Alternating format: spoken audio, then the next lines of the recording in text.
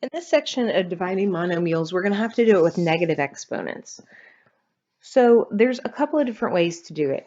You can subtract, like we have been. When you divide, you subtract your exponents, so you can subtract, and then change your final answer to all positive exponents, or you can change to all positive exponents first and then subtract. I usually like to change to all positive and then subtract, but either way is fine. So I'll show you what I mean. To change to a positive exponent, you have to switch the side of the fraction. So watch. In number 1, we have x to the negative 4th, y to the 9th over z to the negative 6.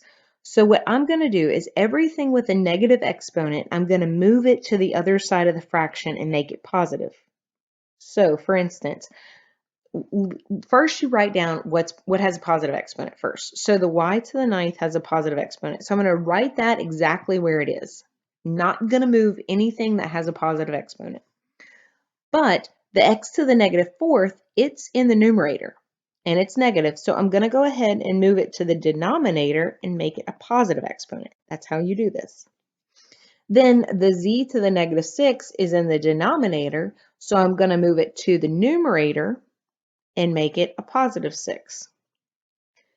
So your final answer should always be in alphabetical order and simplified.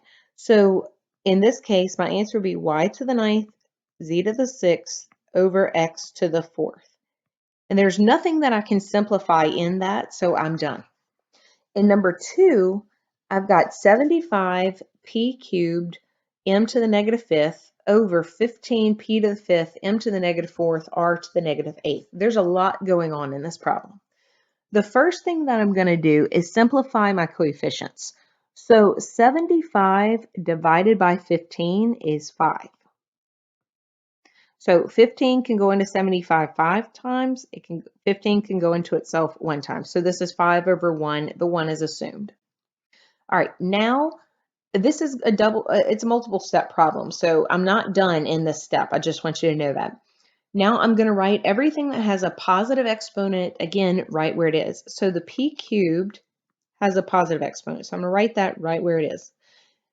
And the p to the 5th on the bottom has a positive exponent. So I'm going to write that right where it is. And I'm going to leave it alone. So I've taken care of those two things. So you can put like a little check mark or you can cross out if you want to, just to know you've taken care of that variable. All right. The next step, my m's. I've got m to the negative 5th in the numerator. So I need to move that to the denominator and make it a positive 5th. So I've taken care of that. Then I've got m to the negative 4th in the denominator. So I need to move that to the numerator and make that positive. Put a check mark because I've taken care of that. Then this r to the negative 8th is in the denominator, so I need to move that to the numerator and make that a positive 8. So I've taken care of everything from my original problem.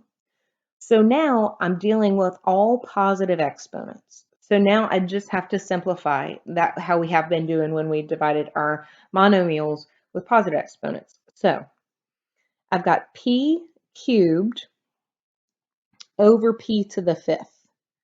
So that would give me p 3 minus 5. Then I've got m to the 4 minus 5 and r to the 8th, okay? I'll show you another way to do this in a second, but right now I want you to hang on with me right here. Okay, the next step would be to simplify that. So 3 minus 5 is negative 2, 4 minus 5 is negative 1, and then r to the 8th. Now, in your answers, you don't want any negative exponents, okay? So anything that has a negative exponent, I'm going to put in the denominator. So the 5 and the r to the 8th are the only thing with positive exponents. The p squared and the m to the negative 1, they're both negative, so I have to put them in the denominator and make them positive. So that is my final answer. Now, this is generally not how I do it when I'm doing it for me, okay? That's how I have to teach my students, but that's not how I do it generally. So I'll show you how I do it. All right, I'm going to rewrite this in this step. So I've got 5p cubed, m to the 4th, r to the 8th over p to the fifth m to the fifth. I don't care which way you do it. You can choose whichever one you're more comfortable with. All right, so in this step, this is my way, okay? Either way is fine, but this is the one that I like.